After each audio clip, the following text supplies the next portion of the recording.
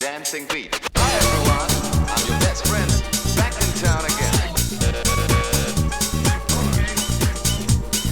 Hi everyone, I'm your best friend, back in town again.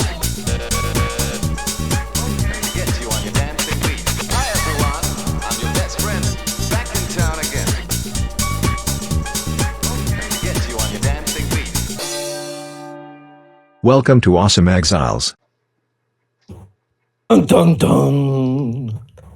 All right, we're live. Hello, everyone. This is Core. And Linda. Hello, everybody. This is Lawborn.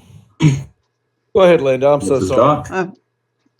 All right, we're all here. All right, so we're starting our next episode of the podcast. Today, we're going to be covering basically how we make our videos.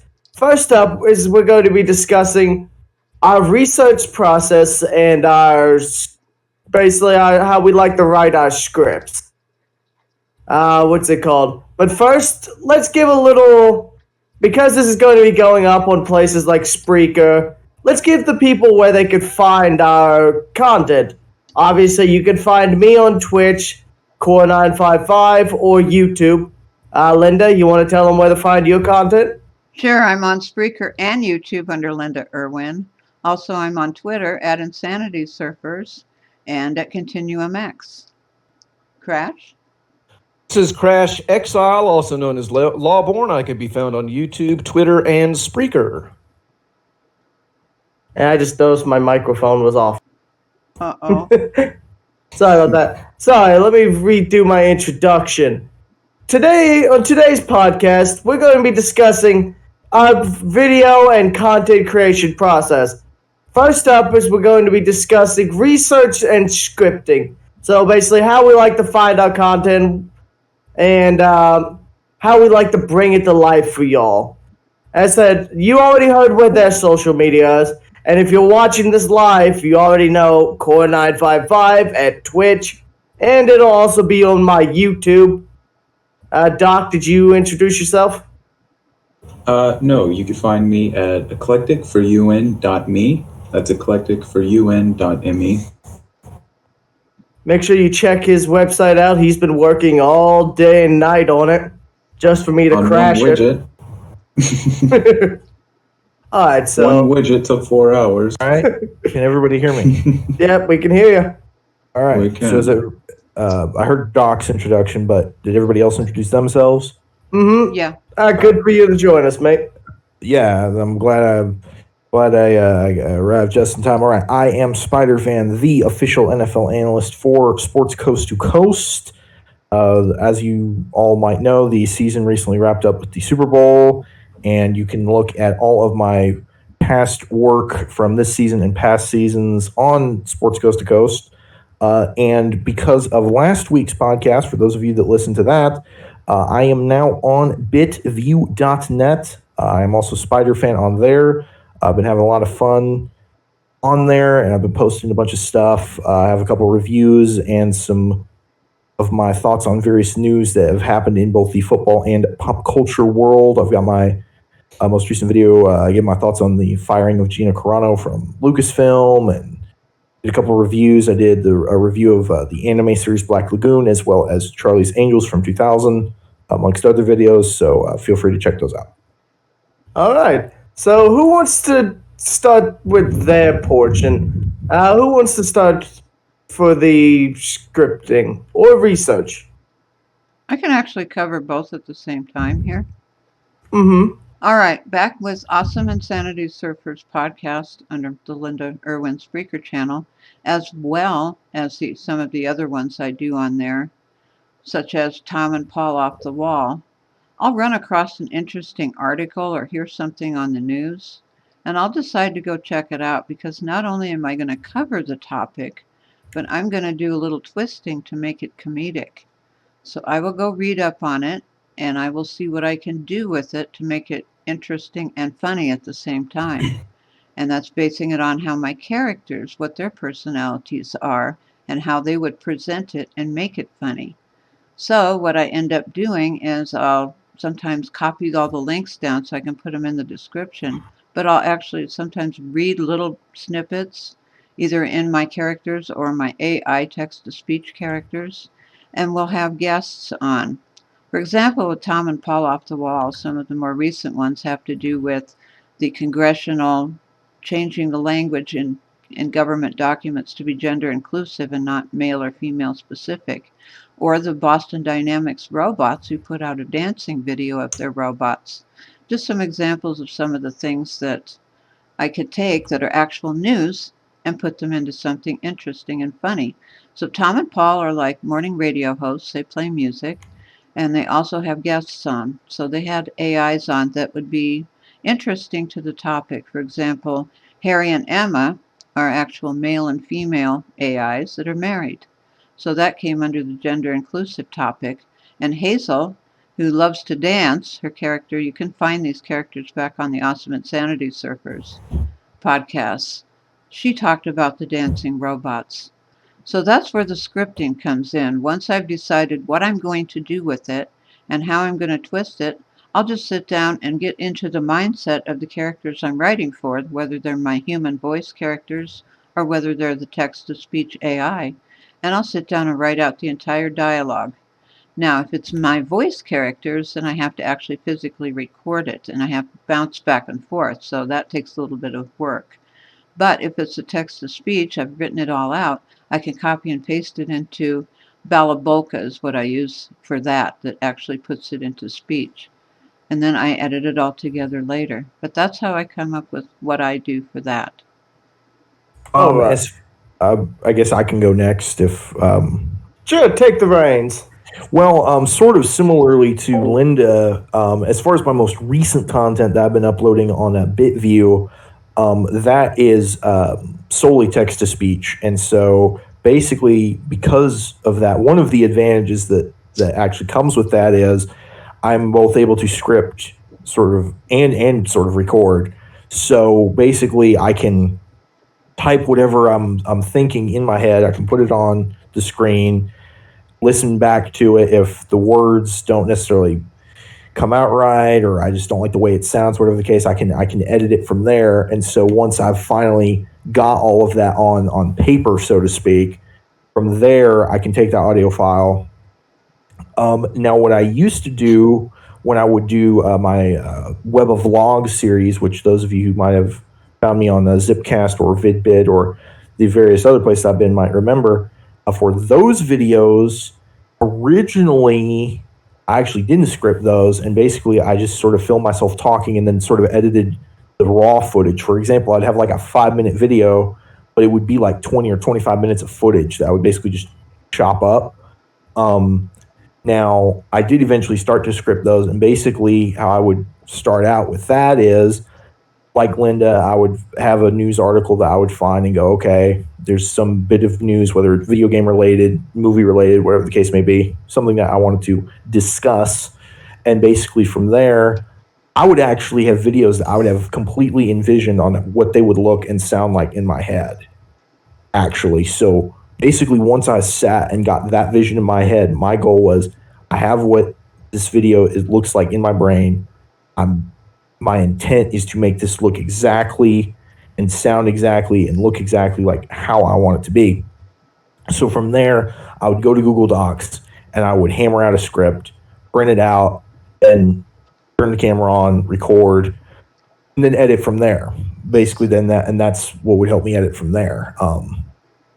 And then when I did my Spiderfan ons, where it was my voice, a lot of that was just I would find a news article and then I would have notes of some sort. I wouldn't specifically script those. What I would do is I would take notes of points that I wanted to make in that video, or sometimes like if it was something like NFL free agency or the NFL draft or something, basically what I would do is I would have a list of the players drafted that I felt like I wanted to talk about, and basically from there just give my raw thoughts on, was basically how I did that as well. So from the scripting perspective, I've come at it from pretty much all angles: unscripted, scripted, notes, and the text to speech. So Spider, you're losing your access to text to speech. Well, okay then. I second that. I'm sorry, Spidey, but I think we have to revoke those privileges from you. Okay. Sorry, we didn't mean to interrupt. I was just cracking a joke. No, I knew everybody was cracking a joke about that. I've heard it sound bad and when other people used to do it like Kratos, but I don't know. There's something about the way it sounds, and as I explained in my first video, not to get too off topic, but as I explained in the first video that I did, it might not sound great, but I like the way it sounds, and frankly, it allows me to do the way I'm doing my videos now. It allows me to make more of them, so I'm really, really enjoying that. So Honestly, as I said, not every video will be text to speech. I'll have videos that aren't, but for just like news thoughts or even some of those reviews, that's at least in the near future. That's I'm thinking about doing that. But I can understand why that might be off-putting, especially in this day and age. But there's just something. Honestly, I have nothing against the text to speech. It's just that specific one kind of hurts my ears.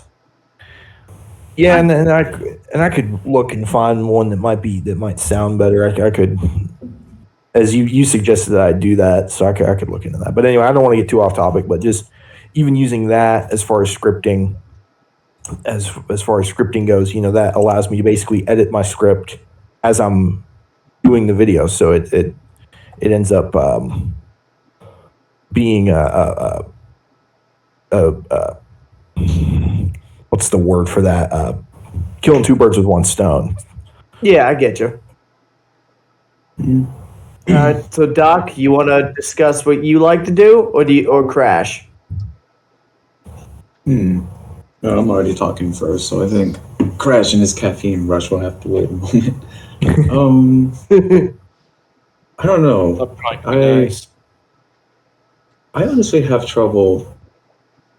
I have trouble scripting and putting things together because I'm always thinking of everything at once, the climax, the beginning, how I'm going to conclude it, and I never really know where I'm going to start. Like, for example, I've had writings before where I would almost write it sort of in descending order. I'd write the very end of it before going back to the beginning. And, well, right now I'm doing a parody of a creepy podcast, but for a creepypasta. And I'm sort of reading it right now, and I'm following the story of the creepypasta, and I'm thinking about a story in my head that I'm sort of parodizing off of, and I'm just going one paragraph at a time, and I'm sort of just rewriting it as I see fit. But I don't know, it gets a little bit tricky. Like, parodizing something like this, I have to remember sort of my own syntax. Like, when I'm writing and I put down, say, a figure, a number of people, this, that, I have to remember to carry it all the way down, because I'm just sort of winging this without really, working on a well-organized script. And this is something a little bit new to me, but so far I think I've been doing okay with it. Yeah, because to be fair, your passion really is writing in general, ain't it? Yeah. So I know you could, considering you don't specifically make just videos, you could also focus on talking about how you like to write your articles or how you like to come up with topics for articles. Well, honestly, there's no easy way to come up with that. It's just, without trying to sound like a hippie, something like that just kind of has to come to you. It has to haunt you in your head, basically. I write about something when it's one of the only things I can think about. I'm like, okay, this idea is possessing me. I have to put it in the paper. I have to print it. I want people to read this. Mm-hmm. And I would share similar sentiments with Doc on that. I mean, especially back in the day when I would make videos, unless it was something that I really felt like, man, I've got a lot to say about this. This is something that I really want my thoughts out there on, or just a topic that I really felt like discussing. I would make a video. There would be sometimes big news or whatever. I just go, I don't know a lot to say about that. But when that creative urge hits you, then you can just take off from there. Yeah, I resonate with that. I do. All right, so I'll discuss what I like to do. So I I have a huge backlog, especially given I tend to focus on gaming-related content. I have a large backlog of just different games and things I like to look at. Honestly, my first step is I usually will go through, talk to my artist, give them a big pile of what they could do. I usually let them pick the game. Whatever they want to bring to life, I'll usually cover that. So once I've gotten my chosen game, I will then basically start doing my research on it. I'll try to find out everything I can, when it was developed, who developed it, the team behind it, everything that could be of relevance or interest to how the game came out. And honestly, that's kind of a lot of what I do. Then once I do that, I spend a good couple hours actually playing through the game.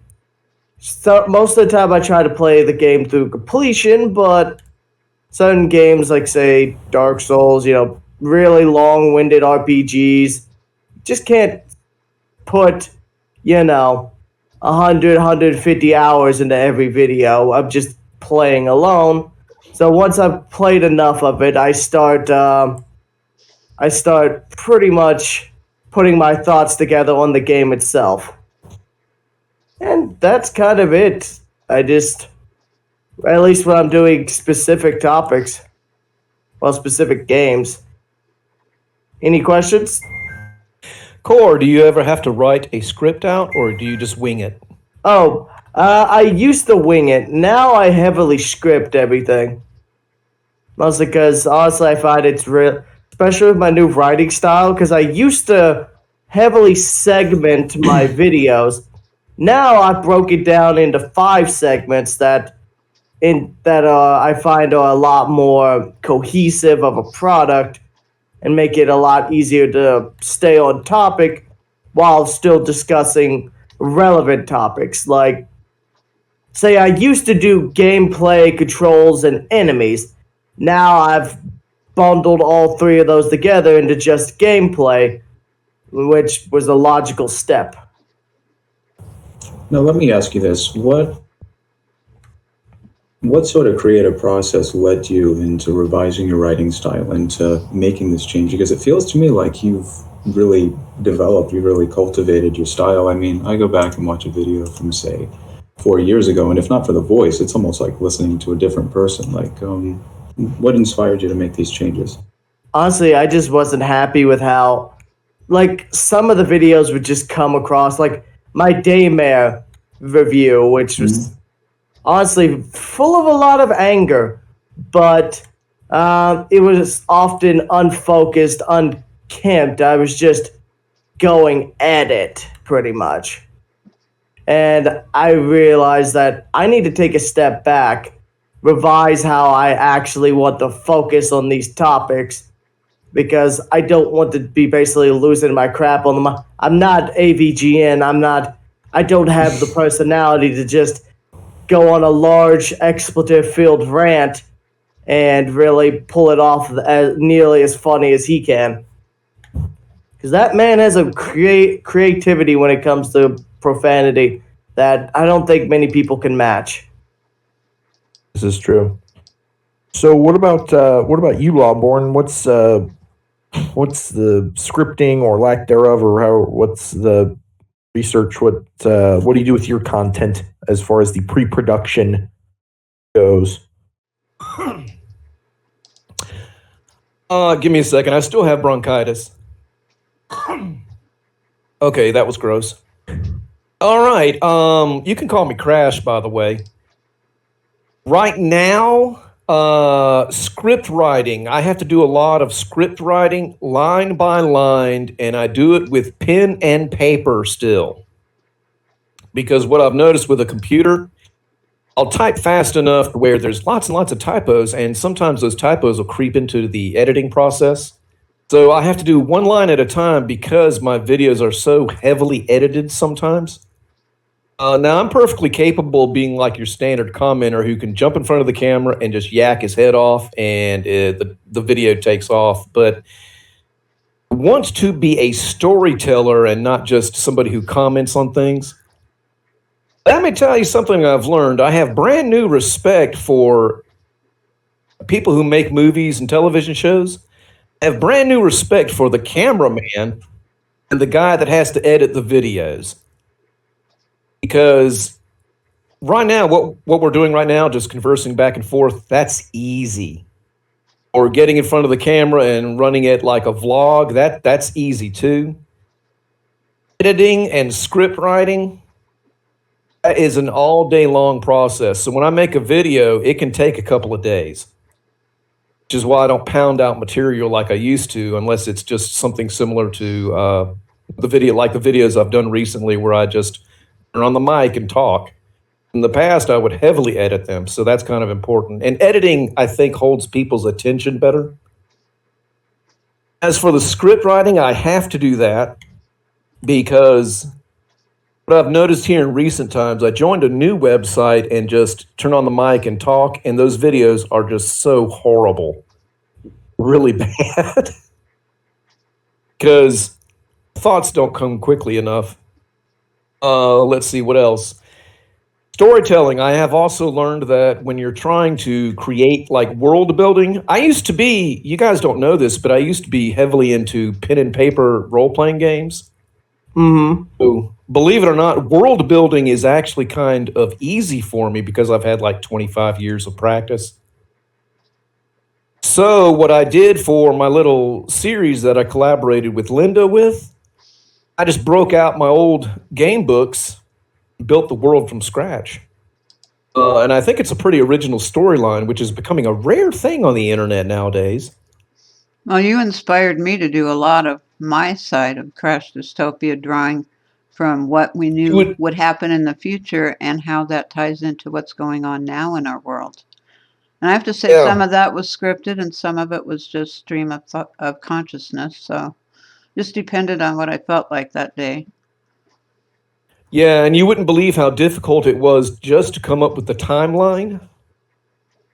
Because I went out tripping out across YouTube. Oh gosh, when did we first encounter each other on Vidly? Like 2018 or something like that? Yeah. I went tripping out across YouTube, and there aren't that many people who do a regular series like that. And if they do, it's like 3 or 4 episodes and the channel's done. There's no more uploads, which I wanted to do something long term. Mm-hmm. It's hard work, though, man. I have learned recently because once the inspiration dies, it's gone. That's kind of where stuff like that starts, is with the inspiration. Well, you inspired me, and I now have 21 episodes on Spreaker. Yeah, and I understand they're doing pretty well. Yeah, a lot of people like it. A lot of people are going, I hope this doesn't really happen. Well, you guys were mentioning, I think all of you mentioned how to do research. Uh-huh. I came up with a storyline from existing technologies, believe it or not. It started at existing technologies like the Starlink satellites and all that, and I just extrapolated from there. Yes, and I myself had seen things on the news about what they were planning for future technology, and I just kind of ran with that.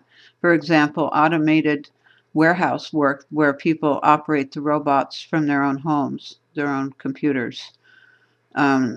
Teaching from home. Now that I actually wrote before school was ready to come back after the pandemic, and how they were doing remote learning. And I just figured that would be something they would do in the future to prevent, cross-contamination in case somebody did carry some sort of virus or something. Maybe not for the little ones. And then again, that's where they're going. They're trying to get the little ones back into school, but the older ones that could handle being online and doing virtual learning. Yeah, and there really is a chip they plan on sticking inside of people's skulls. Elon Musk came up with this idea. Oh no, you put that conspiracy thing back in a bag before I beat you with the bag. Oh no, it's not a conspiracy. It's pure fiction, dude. What I'm working on was just pure fiction. Mm-hmm. We'll be moving on to other things in the future. Right now, I'm focusing on just my goal now is to put the social back into some of these social media sites like BitView and all that. So what I've been doing is taking people's random comments that they leave on my channel and just making a quick video responding to the comment. One thing the internet taught me years ago, speaking of research, if I'm going to debate on the internet, I have to provide those sources. So I've been gathering up news clips and everything before I get started on my next project. I'm kind of worded out. Does anybody else want to take it up? Have you already spoken, Doc? Yeah, since you mentioned BitView, actually, I feel like a lot of people that use BitView wouldn't be quite as enthusiastic about it if they knew what BitView sort of was, and that it's sort of like it's a live time machine of YouTube. And, well, essentially, it's supposedly, if it lasts long enough, they're going to keep developing it until it eventually resembles what modern day YouTube looks like, which I think modern day YouTube is why people aren't on YouTube, but yeah, definitely interesting.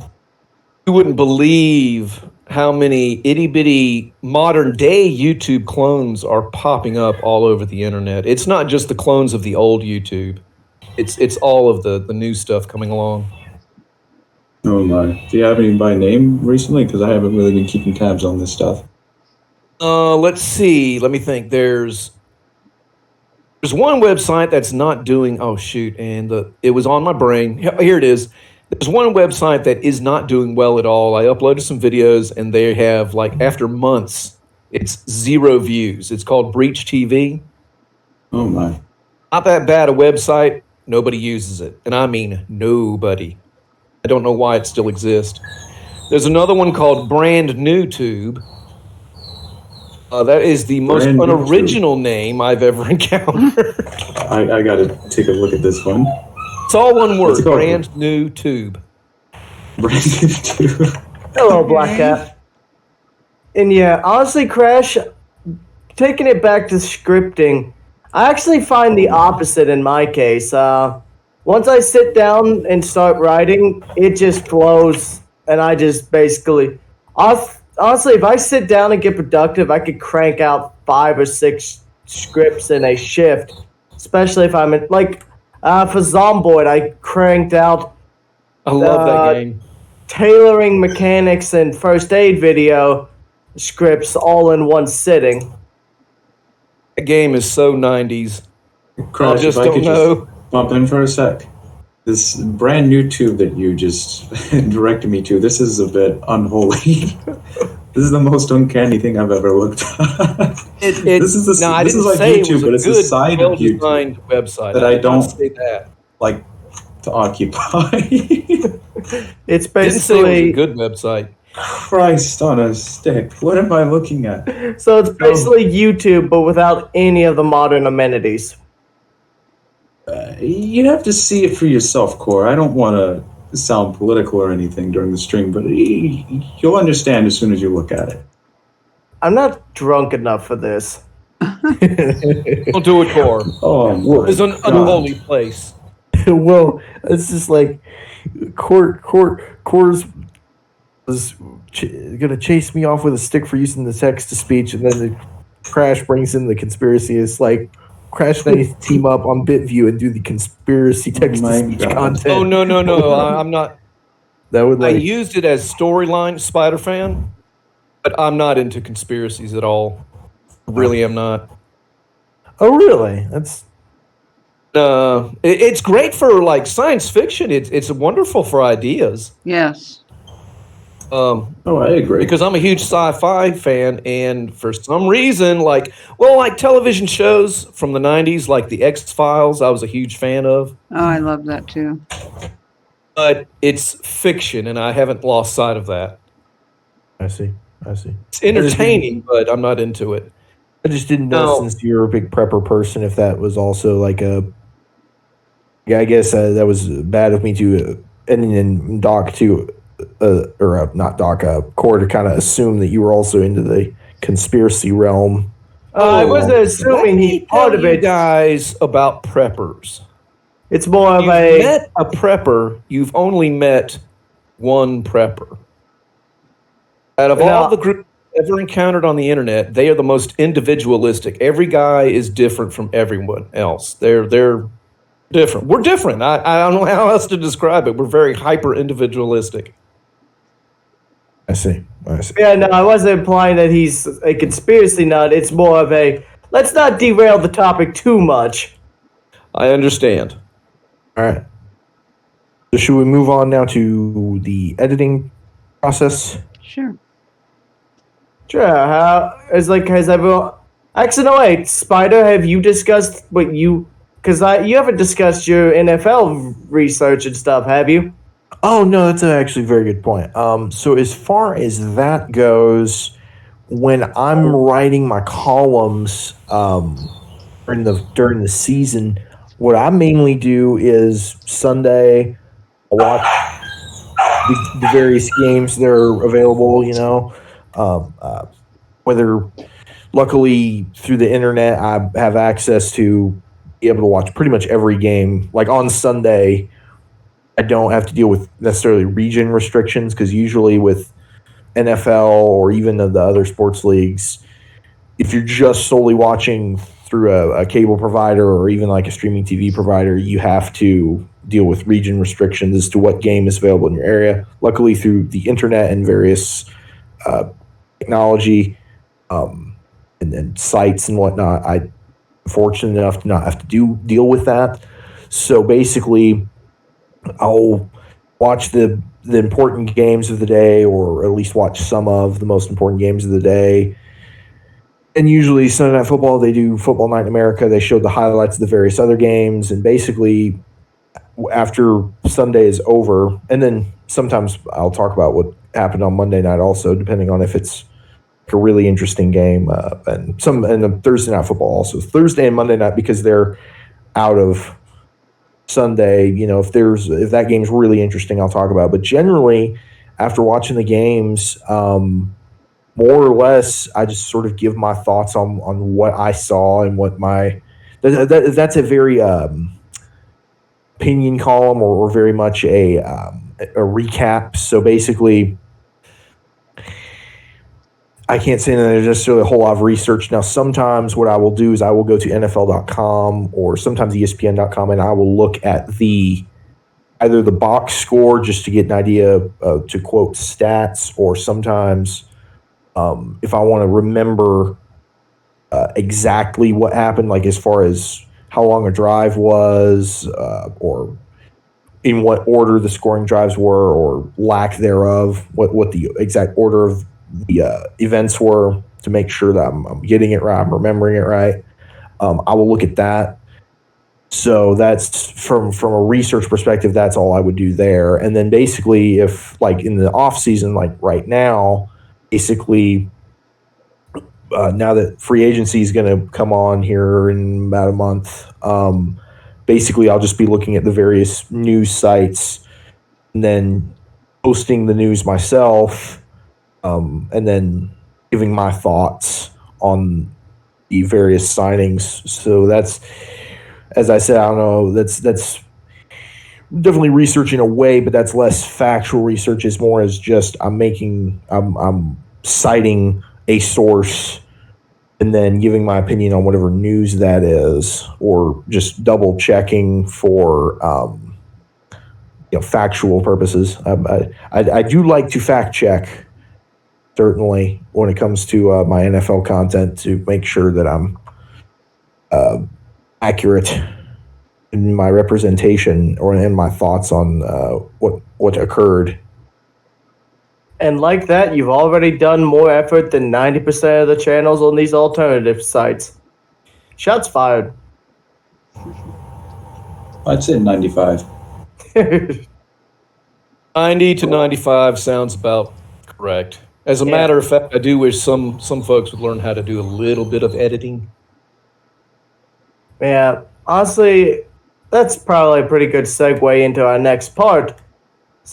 I find editing tends to be most of my process outside of the actual gameplay recording portion, which can obviously, like, I'm about 20 hours into a game I've been working on recently. But I find editing probably tends to take the most time. Have to step away, guys. I'll be right back. Okay. All right. But yeah, Yeah, so Court, I have to say, I really do.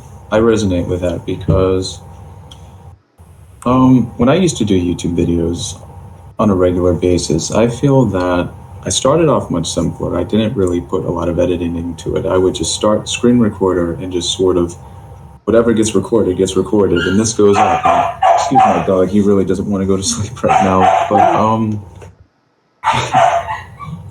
that's my train of thought there for a moment. But yeah, I felt later into creating this sort of content, the editing was really 90% of the effort. Making the screen recordings and getting down what needs to get recorded was easy. Editing it to be, I guess, useful and insightful and how I wanted it to go, that it was tricky. And that's really the reason I wasn't really pumping out many videos, because I thought, okay, I can make a video in 30 minutes, but I'm going to spend a day and a half, maybe more, just editing this, and that's just one video. yeah, It's the same for especially on the Zipcast, and I just used to spend just like I probably spent hundreds of hours editing, and especially that would get tricky when it was unscripted content, and I would, as I mentioned earlier, how I would just like basically just sit and talk and give my thoughts about stuff, but then from there edit around. And man, that would, you go from just a 25-minute raw video that isn't scripted, and then cutting from there down to whatever it would end up being, like a 5-minute video, would take a long time. And of course, the thing with editing is you also want to get it just right, or at least pretty close to right. So, that can be a very arduous process. Now, of course, that would change for me when I would start to do more podcast style content. That was a less arduous process, but it was still nonetheless. I wanted to make sure that I would have things down, or at least where it would sound very good. And then, of course, recently, the editing process has actually gone very smoothly because, as previously mentioned, with the text-to-speech software, I can pretty much do the editing process in the text-to-speech software as far as what I'm saying, what the software is saying as far as the words. So from there, all I have to do is just take that audio file and then put it over the image, and then the image is pretty easy because I have whatever my topic is. I take that image, overlay it over my profile image, just boom, boom.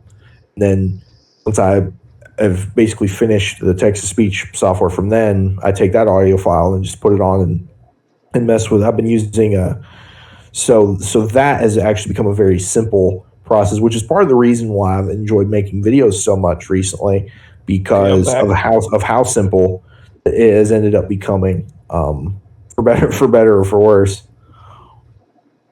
welcome back. And yeah, that's honestly why I started much more heavily scripting my reviews, because honestly, a lot of my time was spent just editing the audio to get my thoughts, or basically reshooting it over and over until I could get my thoughts in one cohesive sentence.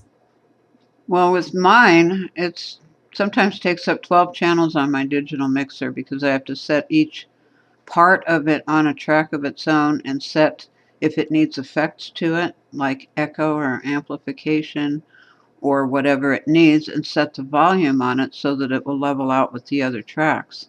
But yeah, it's a lot of cut and move and insert and things like that to the audio to get it just perfect.